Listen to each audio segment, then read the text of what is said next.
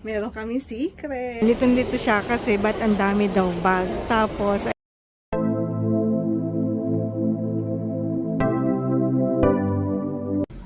Thursday. June 26.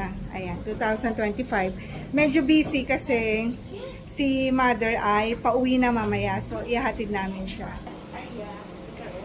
Ayan si mother, nakaligo na. At suot niya na ang pinamili niya kahapon sa Landmark.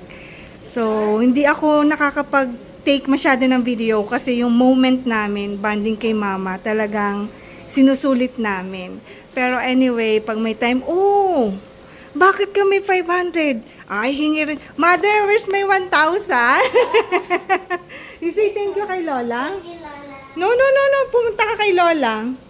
Pasaway si mama. Sabi ko, huwag na magbigay. Paglaki nyo ate, bigyan nyo si Lola, ha? Thank you. Dapat malaki. Hindi 500, ha? 50 pesos.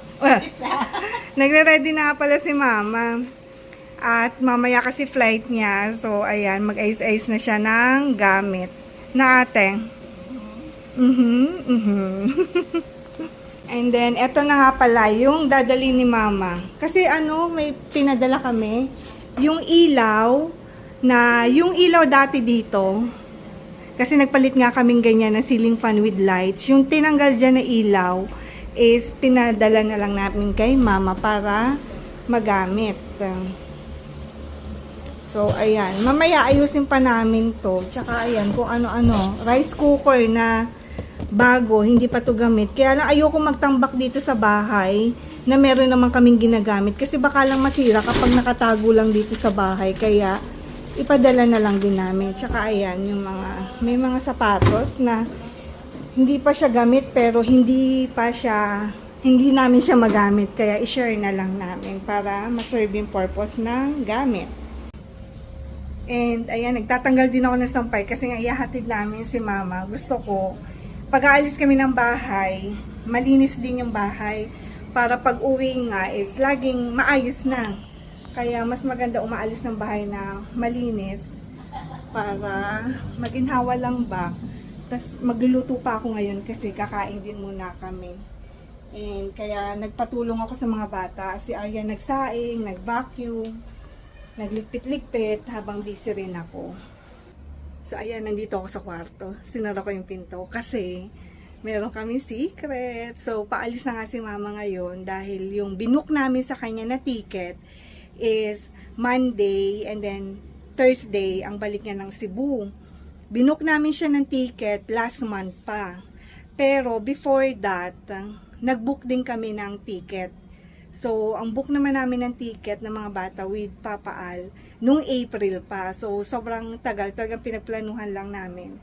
And, ayun lang. Kaya, nag-ayos na rin ako ng gamit namin para sa lakad din namin.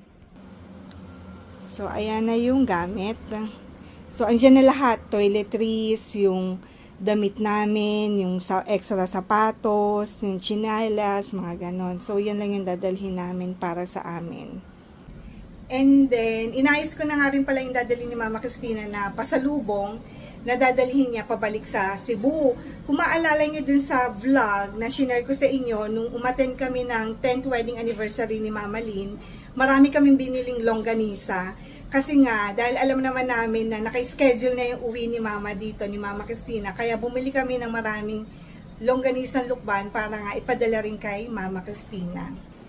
So, nilagay ko na muna dito ulit. Inayos ko na siya. Actually, bumili kami kahapon ng maraming ingbitin na hopya. Sa isang box, may 12 pieces. So, 24 pieces bali siya. Tinanggal ko yung hopya, nilagay ko din sa bag, para dito ko nilagay yung longganisa. Para safe lang yung longganisa, kasi frozen siya. Para at least, pag mag-moist, nasa box. And then, ibabalot pa namin yan sa plastic. So, dito ko nilagay itong mga hopya para nakaayos. Para, ginamit ko kasi yung box niyan, nilagyan ko ng longganisa. Ha? So, yun yung mga gamit na dadalhin ni Mama Cristina pabalik ng Cebu. And kanina, request ni Mama Cristina, hindi niya nainom. Kagabi, konti lang yung nainom niya dito sa isang bottle. Anyway, okay lang yan. Diyan lang yan. And then, Magluluto ako ng beef. Nagmarinate ako kanina ng beef. So, ayan. Hindi rin kasi kami nagmo-mall daily. Kaya, nagluluto talaga ako dito sa bahay. Kasi iba yung eating pattern o yung oras ng kain ni mama. So, kailangan mag-adjust na lang para at least ma-enjoy niya yung kanyang bakasyon dito sa bahay. So, early siya nagigising, 6 o'clock, nagkakape na kaming dalawa. Nagkakape habang nagtitinapay. So, kaming dalawa lang ni Mama Christina yung gising. Kaya sinasabayan ko na lang siya sa morning breakfast niya, which is, hindi siya kumakain ng kanin sa early morning. So, ang next na kain, mag-early lunch siya. Kaya kailangan ko magluto para at least makakain ng kanin. Tapos sabay-sabay na lang kami lahat.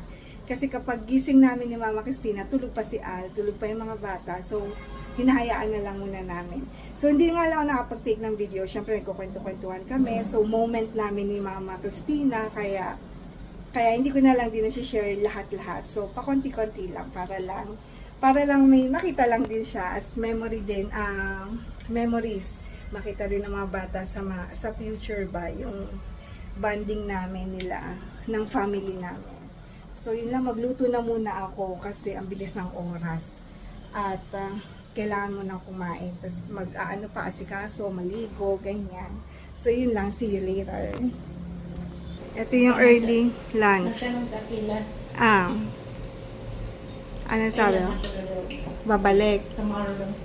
Next year ka na lang kayo umuwi, ma. Pwede na may pa-cancel na lang. Bili tayong bagong ticket. Nako.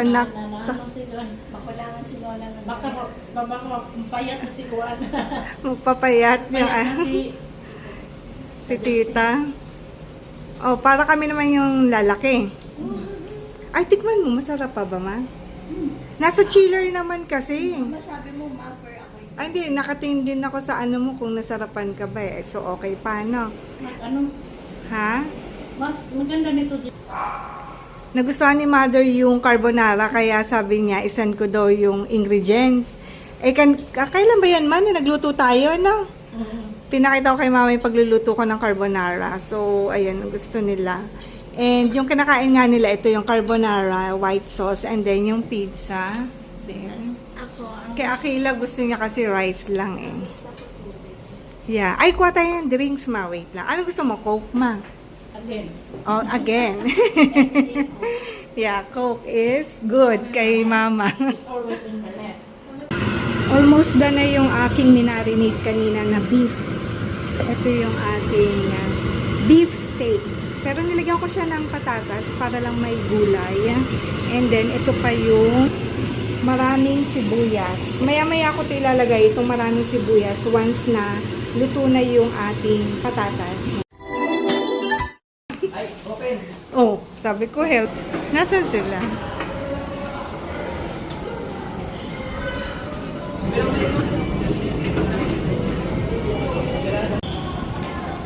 Naghintay na kami ng Grab. So, ito yung mga gamit na dadali ni mother. And picturean ko muna sila.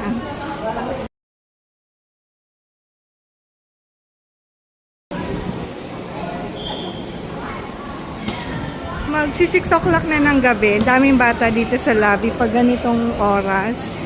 Kasi iba galing sa school, iba naman mga toddlers. So, kasama yung mga guardian and yaya. Outfit check.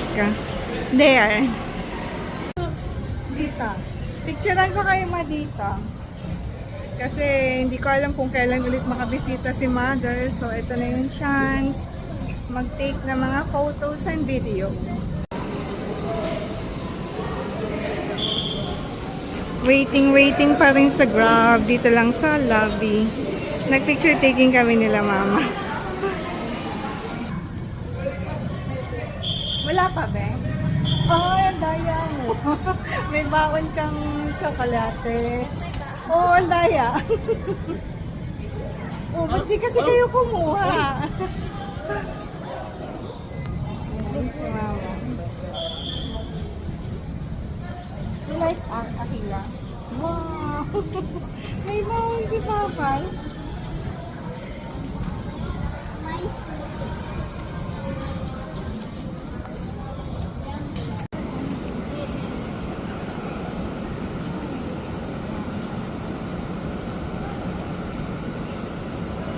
Ah, malakad kayo. Hindi kaya ito yon?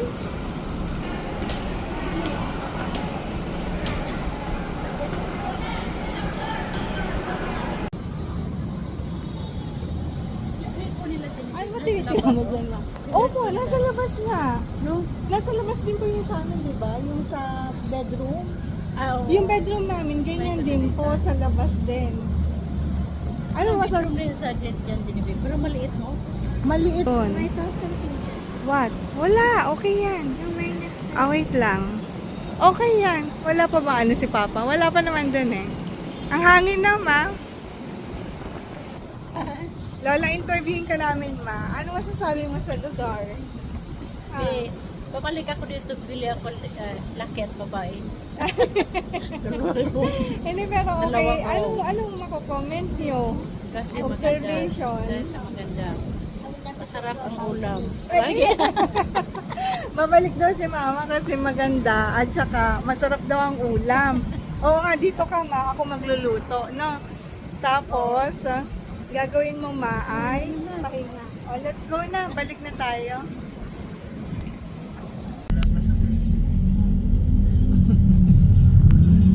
Lapit na tayo sa airport. Ayan. Tingnan mo yung airplane natin, ang patas.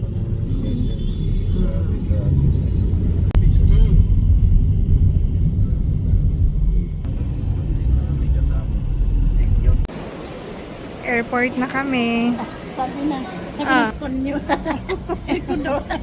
Eh, lalagyan po talaga ng aircon yun, pero nagtatanong siya, baka kasi aircon mabigat. Eh, magaan lang naman po. Kasi yung dalawa. Nalilito na talaga si Mama Christina. Kasi hindi niya alam na kasama kami. Yun yung sikreto natin.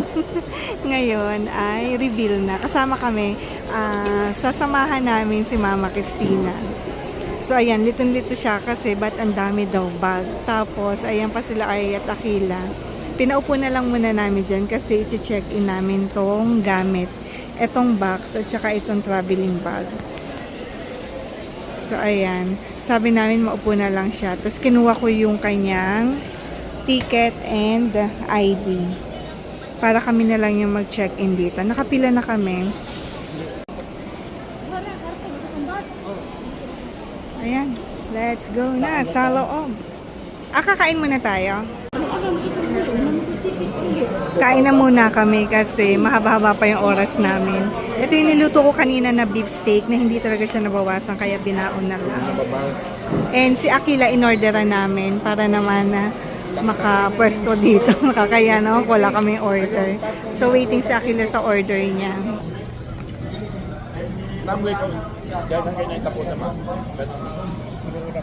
And dinala ko rin yung rice kasi yung rice ay marami akong sinaing kanina. Binaon ko rin. Tapos nilagay ko siya sa individual na container para diretso kain na.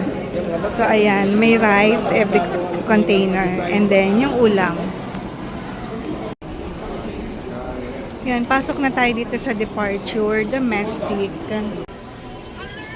Ate. Ate Aya, sabi. Pero naman ni.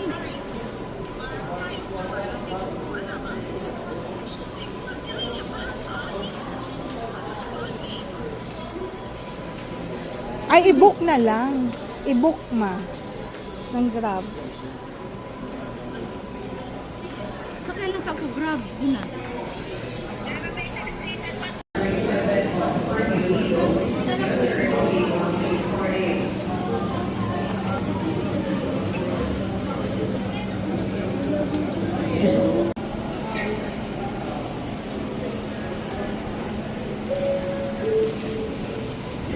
For flight 5J2503, may request to kindly hold your Uy, excited ka na talaga mama umuwi. O, siya naman. Nahihirapan ka? Sa Cebu, wheelchair ako doon pa. Sabi ko, yeah, Oo. sinakay na po. Hindi, madali naman yun kasi ano ma, pwede ka naman magpa-assist. Wala kang mukha ni Person.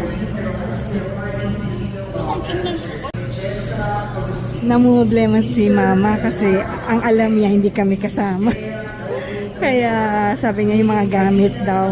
Pero hanggang ngayon wala pa rin siyang clue. Boarding na si mother.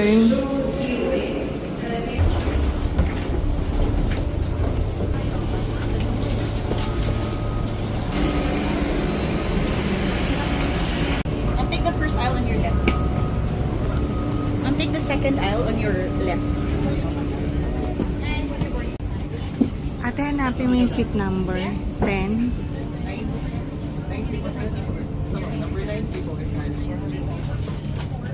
Ano?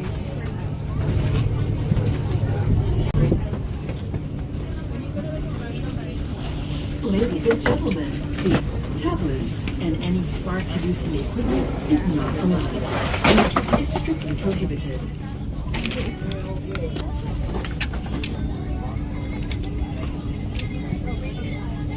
Hindi pa may dumada.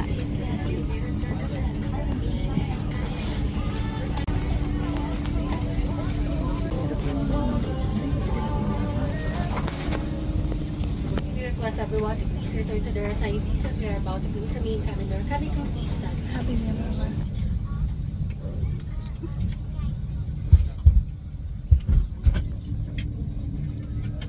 More itself places and safety precautions, all portable electronic devices. Is punishable by law. In case of rapid change in cabin pressure, oxygen masks will automatically drop Atid from ka the namin, compartments ma, above sa- you. Immediately dyan sa grab the gitna. mask and pull it towards you, put it over your nose and mouth. Pull elastic band sideways for snug fit and breathe normally. Remove it. In case of emergency evacuation, follow the lights that will lead you to the exits. For further information, please refer to the passenger briefing card found in your seat. Ma, babay na muna. Para iiyak sa samahan mo na nga lang yan, be. No, this Babay, ma.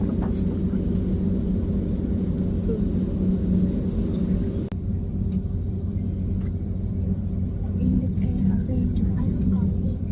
Init. Naku. I'm thirsty. I'm thirsty.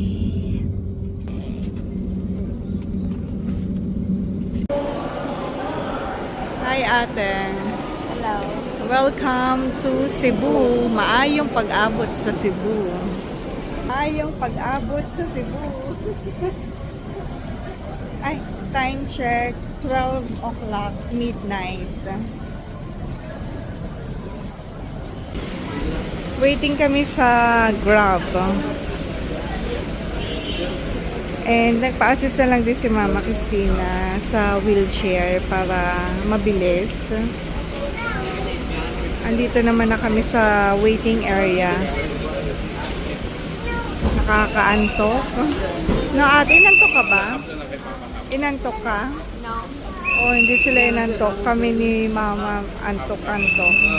Thank you po. Ma, hanggang dito na lang. Alis na kami. Alis na kami, ha? See you tomorrow. Sobra na yung hatid namin. Oh. Kaya nga sabi ko yung banana bread muna or bread. Gusto mo? Sa hindi man daw eh. Kung man natin legal na biyahe, kapag school na ito, ayaw na sa daw eh. Oh. Longest bridge in the Philippines.